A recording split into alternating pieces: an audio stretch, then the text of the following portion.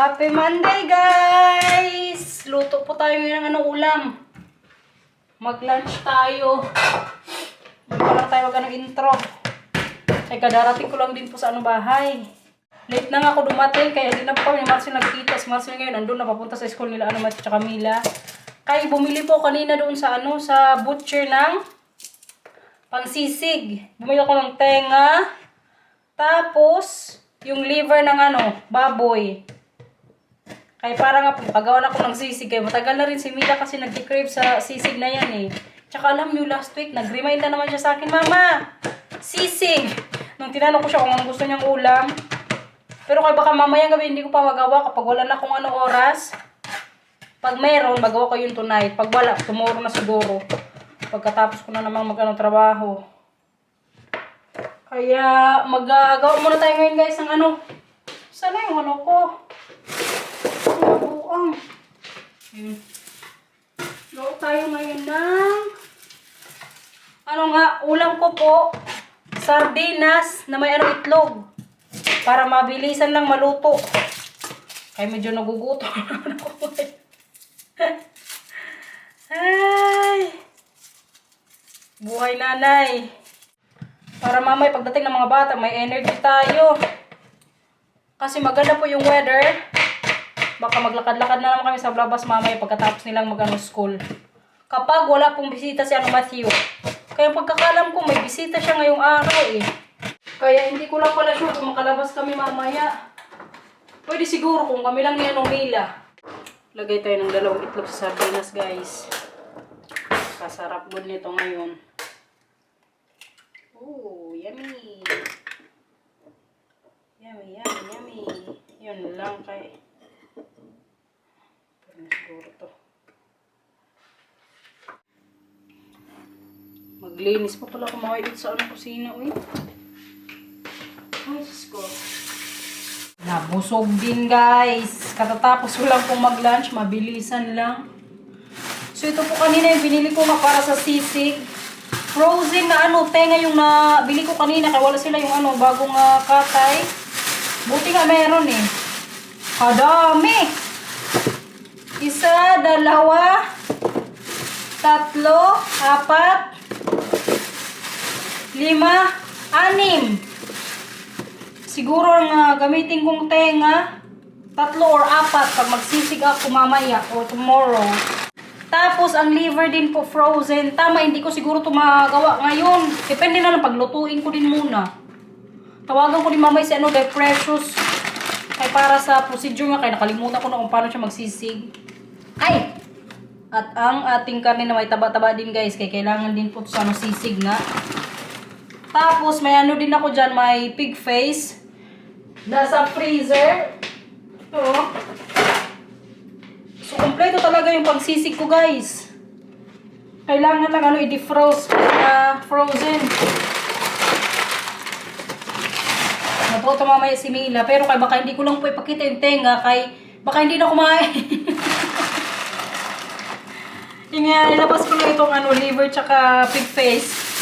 Kaya baka pag makita na to, hindi na kaya ng sisig. Yung binayaran ko kanina sa tenga ng baboy, 6 na piraso, 4 euros lang. Hindi ko alam kung mura na yun o mahal. Tapos yung naman po, yung liver, yung binayaran ko, 284 euros. Pwede na. I-defrost ko muna tong mga frozen na pang sisig natin. Kumusta sa school? Good? Anong ginawa niyo today? Good! Good? Walang bisita ngayon si Matthew, guys. Para makalabas kami saglit. Nou, wel ik wel. Alleen, middag ik niet Joshua uitnodigen. Ay. Dan heb ik niemand. Akala ko kasi pupunta dito si Luke. Sabi mo last week, kayo? Luke heeft straf. Bakit ginawa ni Luke? Weet je of niet? Je zei bijna elke dag gewoon een keer niet wipel. Dus toen ging toch door. En toen had Luke straf. En toen ging Luke zitten. Nog 1 keer. Boom! Oh, yay! Wie had straf? Huh? Ikaw, Mila, anong ginawa mo sa school? Joshua met een hele dikke kanoffel Hinag ka ni Joshua? Bakit ka hinag? Beter uitnodigen. Bakit ka hinag ni Joshua? Omdat Joshua mij ging helpen met een opruimen. Oh, okay. Tanggalin mo na pala pa yung ano, mga baunan mo para maugasan mamaya. Mila? Mila, pwede patanggalin ng baunan mo? Thank you. Is de elke ding. Ubus ang pagkain? Ha? Meester Peter was er vandaag. Uy, maingay na. Naku, maingay. Thank you. Mama. Alam niyo, parang kailangan ko na magsalamin kay mga nakarang araw. Sikat-sikat ko naman po yung ulo ko. Waar zijn die hele bootjes? Ngayon, parang medyo na iirin naman tayo ba? Weet je waar die hele boot zijn? Ah, Paura. Thank you. Tuloy ang pagsisig ngayon, guys. Naluto ko na po yung mga tenga, oh. Tapos yung liver. Yung ano na lang ngayon, yung parang may taba na baboy, tapos may laman. Andun yung prinito ko. Yung mga bata po, andun yung sa taas, kaya para walang magulo dito. Sabi ko, doon muna sila kaya ng Marcel. Ma-feel ko na talaga ngayon yung effort ni Sunina's World kapag magawa ng sisig, guys. Yung mag-cut-cut. Grabe, uy. Ito talaga yung matrabaho sa pagsisig.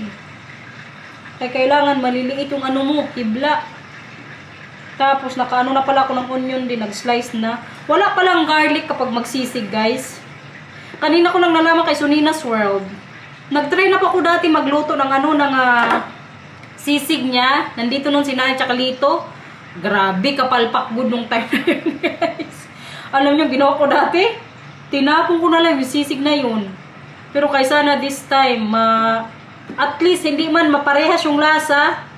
Kahit mag-ano lang ba, lasa lang ng very konti yung sa ginagawa ni Precious. Siguro ano ko to ma-appreciate.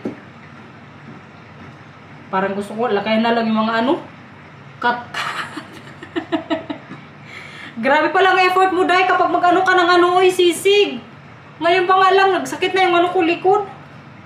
Nagsalamin pa na ako ngayon, guys, kay nagsakit-sakit nga kanina yung ano, ulo ko. Ngayon, alam nyo, medyo okay na naman yung pakiramdam ko. Hindi ako nagparacetamol. Siguro yung ano ko ngayon, nag-adjust yung mata ko nga po, kay diba, computer nga tayo sa trabaho pag ano, umaga. Kaya ngayon, wala na siyang ano, sakit-sakit. Siguro gusto lang ng ano, may grado. Baka mga 3 oras ko na ako magtatad ngayon dito, guys. Ang nagawa ko dati, si Lito tsaka Nanay, nandito nga noon. So, mas mabilis tad-tad. Pero kay ako man lang, good luck. Hindi ko pa po pala sinabi kay Mila na magawa ko ngayong sisig. Kaya pinakyat ko po sila ni Matthew sa ano taas. Maglabas ako mamaya, magpunta ko sa supermarket kay nakalimutan ko, wala na pala akong lemon dito. Isa yun sa ano, kailangan. Sabi ni Antoinette o ni Sunina's World. Day, tingnan mo yun, Day, yung mga slice ka, Tinawagan ko na siya kanina, guys. Kaya para ma-sure talaga na matama this time yung paggawa ko ng ano, sisig. Parang napapause ko yung boses ko ba? Unahin ko pong slice yung anong tenga. Bali, pinalambot ko po to siya sa ano lang tubig tapos asin kayo nung sabi ni ano, Sunina's World. Tapos nung nag-ano na siya, nag-okay na or naluto na, hinugasan ko po ulit. Eh, tinanggal ko talaga yung mga kulali ng ano na to. Sa tenga ng baboy. So, hinugasan ko po siya ng maraming beses. Kaya para feel din natin mamaya magkain na malinis na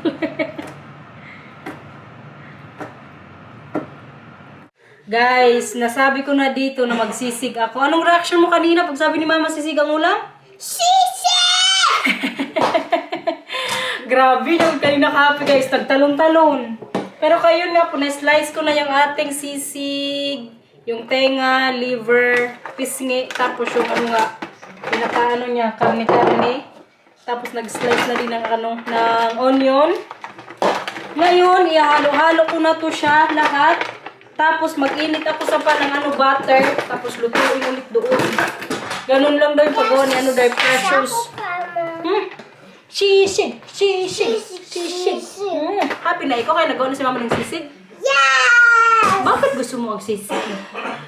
Ha? Ik vind het heel lekker. Super yummy daw, guys. Mam, dat gaat je ook volgende keer. Kaya Tato Precious. Ja. Yeah!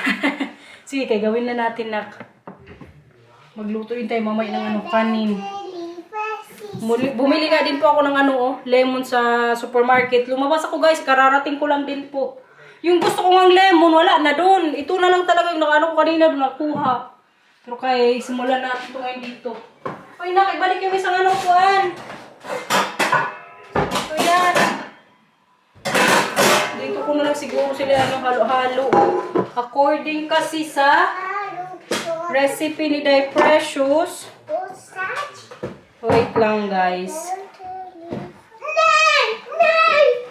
Procedure. Let's guys. Ito pala yung gamitin ko mamayang butter, guys. Butter! Butter. Butter. So ngayon, Day Sonina, tingnan mo kung tama yung paggawa ko, Day. Halo-halo ko na to siya, guys. Yung tenga, yung liver, tsaka pisngi. Oh, ikaw, kuya. Iganyan mo. Opo, si Mila din mamaya. Dahan-dahan! Dahan-dahan. O, si Mila naman. Si Mila. O, Mila. Ik ook. Dahan-dahan. Si Mila naman. Nee! Opo, dalawa kayo. Tatlo tayo, tatlo. Wow! Thank you, Belle! O, sige na, sige na. So, yan na nga yung itsura niya, guys. Kaya na-mix na natin. Ngayon, lutuin na naman po natin siya ulit sa butter. Tikman natin. Kabango po. Feeling ko yung bango niya, same sa sisig ni Day Precious. Hindi ko lang alam kung same yung lasa. Pero yung niya din texture, yung kulay, parang mas yung kay Day Precious. Parang may kulang pa akong nilagay dito. So, hindi ko alam kung sa toyo. Sabi niya kasi kunting toyo lang nilalagay niya. So, naglagay din po akong toyo kaya para sa kulay. Okay, parang pa rin siya, maputla ba? Tikman natin, guys. Sisig.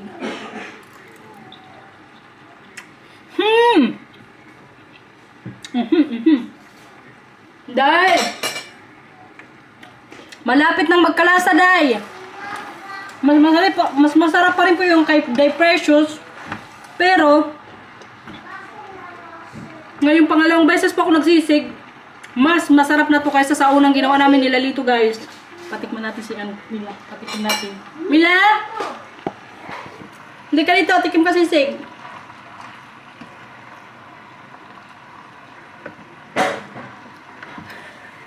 Sabi ko sa inyo puntayin dito. Ito ka. Pagkita ka sa kanila. Ang ating sisig girl. Bango? Oh, mamaya. Mainit pa. Excited nang magtikim, guys. Itsura mo ma.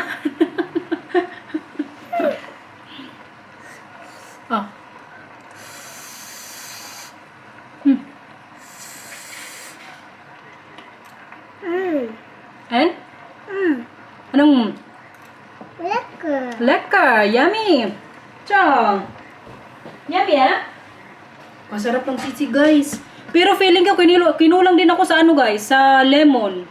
Yung binili ko ng lemon, hindi ngayon sa lemon na gusto ko, kaya naubos na kasi kanina Yung green na po yung bili ko. Tapos yung gusto ko sana yung dilaw. Hala. Magtikim na ulit siya. Uy, kakain tayo mamaya. Lats na. Sige. Ihipan mo. Doon ka muna. Ihipan muna ito ni mama kay mainit. Sabi ko sa inyo si sisig girl to Marcin mamaya magsabaw lang daw. Hindi po kasi to si Marcin magkain ng pag may mga organs.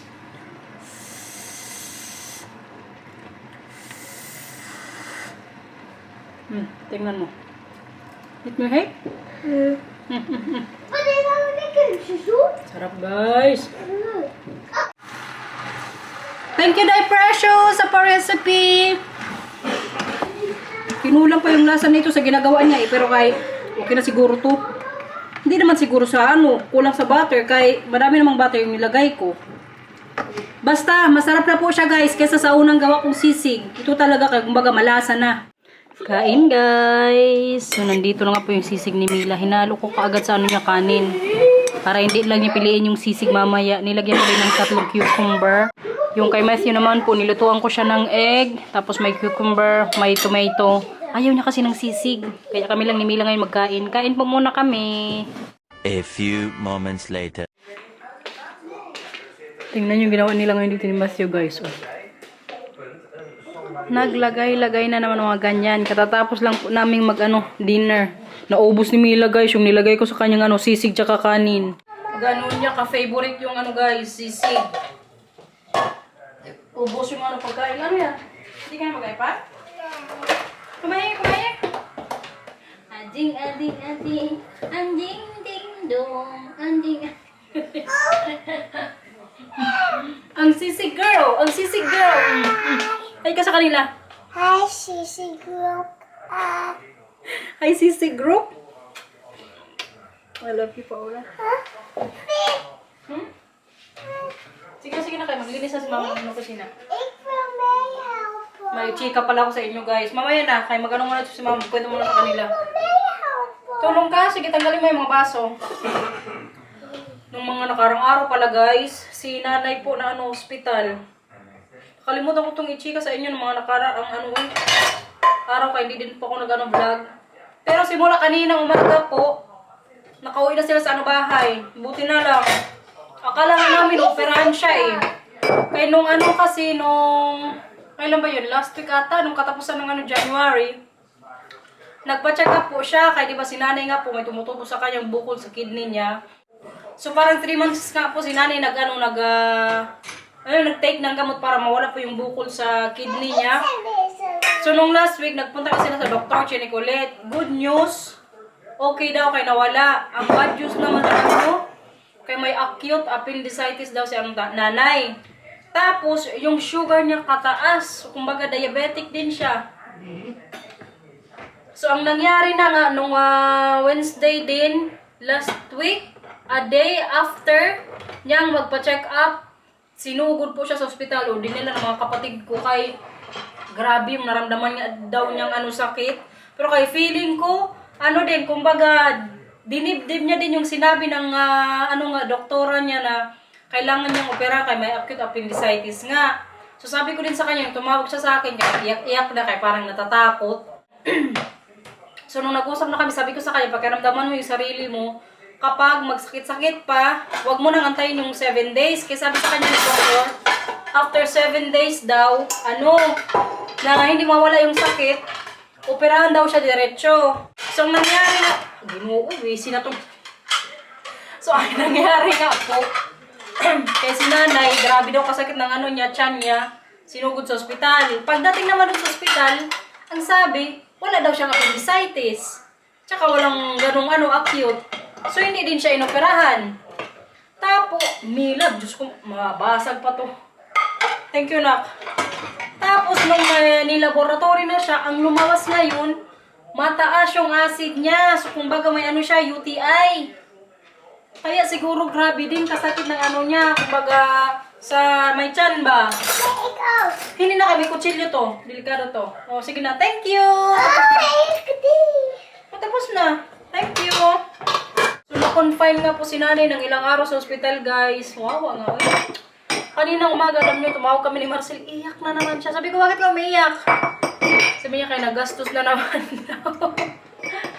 Magastos kasi talaga, lalong-lalo pagdating sa mga gamot-gamot. Diyos ko.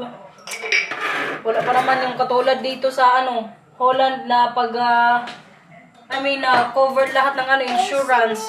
Ako na nga nito kay may kutsilyo.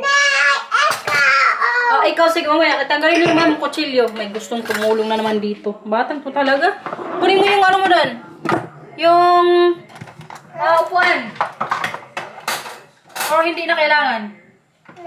Okay. May tanggalin mo ang kutsilyo. Pero kayo yun po, nakaulit si nanay kaninang umaga, guys. Dito ko na ilagay sa baba, okay? Kinabahan good kami nung mga nakarang araw kay pagkasabi nga na kailangan niyang operahan. Nang naisip namin, safe pa ba yun sa edad ni nanay na operahan siya? Tapos, natakot din po kami kaya mataas nga yung sugar niya. Kung diabetic siya, paano kung may, di ba, susugatan man yun or bubutasan kung saan man yung opera sa kanya. So, yun din yung kinatakot namin. So, nag-usap-usap kami nila Lito na magpa-second opinion. Pero kaya hindi na po namin yun nagawa. Kaya yun, kinabukasan after yung check-up ni nanay, dinala na kagad siya sa hospital. Wow, wala nga aking modra. Dramatic lagi. Alam mo yung ginagawa lang sa kanya, minsan pinapagalitan mo na lang yun eh. Para hindi iyak-iyak. Parang nagtatlong araw si nanay sa ospital eh. 3 ba or 2? Si tate naman po ngayon guys, alam nyo, grabe kalakas. Para pong wala lang siyang sakit. Di ba yung liver niya, sabi ng doktor dati sa amin, nga daw, ilang percent na lang yung nagfa-function. Kaya umuwi ko talaga ako sa Pilipinas last year, January yun. So, a year ago na. Kaya akala po talaga namin na, yun nga, kumbaga wala ng pag-asa. Magantay na lang kami. Pero ngayon, good, mas malakas pa sa kalabaw. Basta may pang lang guys, may pang sabong. Malakas na good yung katawan niya. Kanina nga pagtawag ko kayo, nakita ko rin siya, ganyan kagad siya. Ganyan lagi yan sa tatay. Maghini na yan siya pang bulang or pang sabong. Hinahanap na good yun sa kanina yung niya, badyan niya sa pang sabong. Sabi ko, wala pa, pagdating na lang nila ito. Kaya hindi ko kasi kaagad pinabigay eh. Pero kayo, thank you Lord, okay na po si modra. Kagaling naman ng batang yan. Nalagay mo na lahat. Tingnan nga natin yung paglagay niya ng mga kutsara. Wow. Wow. Moyor. Thank you, Mila. Balik mo na yan dito, Paura. Nak. Balik mo na yan dyan. Dishwasher natin, guys. Ready na namang lagyan yung mga ginamit namin ngayon. Yan, nilagay ko pa sa mga lagayan. Okay na, doon ka na. Hindi, ganyan. So. Okay na yan. Pasara na. Huwag na, kaya baka masira. Isara mo muna yan. Tama. And three. Thank you. Hindi pa siya nakontento guys. Sabi niya, pa daw siya nagtulong. Sabi ko, punas ka rin sa mesa. Punas siya ngayon. Sinisipag ang ating baranday. Kayo ba naman makakain ng favorite na sisi? So bumabawi din siguro siya sa akin. Thank you, Nak. Grabe lang din kanina yung effort ko slice. Tapos kailangan maliliit yung pag-slice ng ng sisig.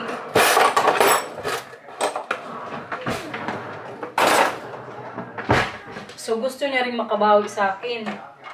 Diba, Paura? Yeah. Sa? Yung ibang sisig po pala, ilagay ko sa freezer. Kaya kaming dalawa lang yung kumain. Si Marcel kasi hindi talaga yung magkain kapag may mga organs eh. Siyempre, may man yung may liver. Hindi yun siya magkain.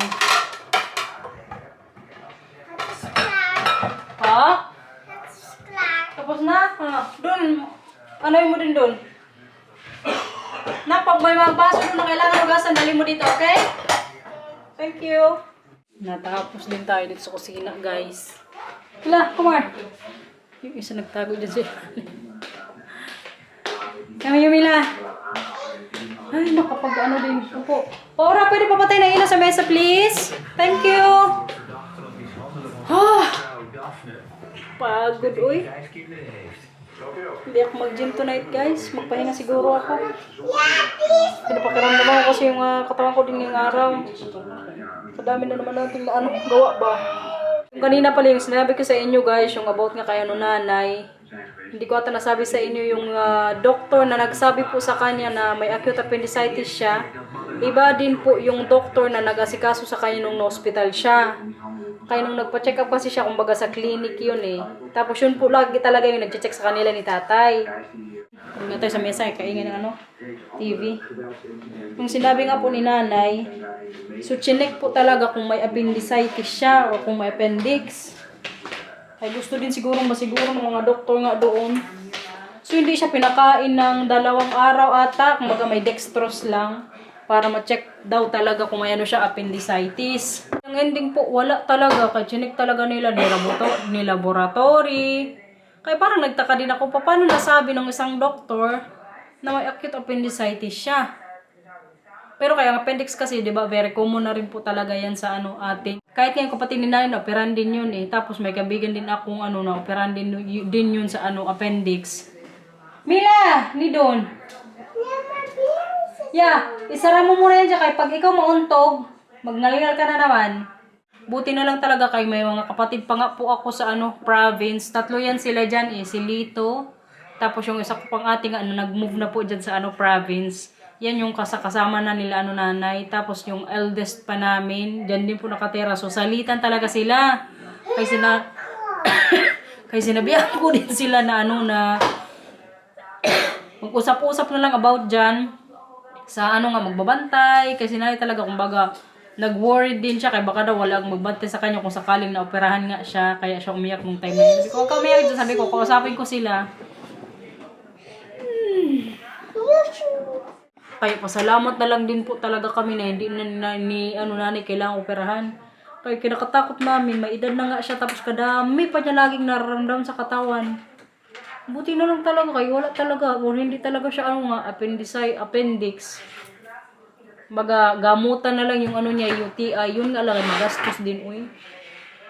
May maintenance pa yan siya sa high blood. Maala na. OT na lang dito. Kaya bawal mag-absent. Bawal mag-absent nak. Kailangan ni mama kumita ng pangpagam. Joke lang guys. Tara. Diba na tayo? Tingnan itong batang to guys. Oh, kadami na kanina nakain niyang sisig. Pero kayo nag-apple pa rin. Okay lang kay healthy din naman. Wow! Lekker! Sinong nakalaro mo kanina sa school? Joshua gemaakt. Hele dikke kalafel. Oh yeah, nasabi mo na pala yan kanina na hinag ka ng kaklase mong si Joshua. Kailan mo siya papuntahin dito sa bahay? Nee, Joshua ook. Ay, si Joshua hindi na magpunta dito. Ja, die gaat wel een keer. Kailan man? Als jij niet naar werk gaat. Ah, pag hindi mag-work si mama, magpunta dito. May bisita ikaw. Ja, maar als het Leo dan bij me. Ja, maar met je gaat een keer bij Lena thuis en dan kan de Saro hier zijn. Yeah, that can off. Bedtime guys. Guys, si Mila, alam nyo ka-sweet ba? Kay mag-ano nga lang sila magpunta sa kwarto. Niyakap niya ako. Alam nyo, sabi niya, thank you well mama kasi nagawa ka ng sisig. Nag-sales tuloy si Marcel. Sabi ni Marcel, pag ako yung gumagawa sa inyo ng pancake, hindi kayo sasabi ng thank you. Ka-sweet lang ni Mila guys. Kina-appreciate niya po talaga yung sisig. Please like Bye-bye na. and subscribe. Bye bye. Thank you for watching everyone. En ja, papa, perfecte zullen verwerken. Thank you for watching guys. Ingat po. Bye-bye. Bye bye. Anong sabi mo kanina kay mama? Dankjewel voor de sisig. Thank you for the sisig. Thank you. I love you. Slaap lekker, okay? En dan Lights out. Ja. denk Bye-bye guys. weer.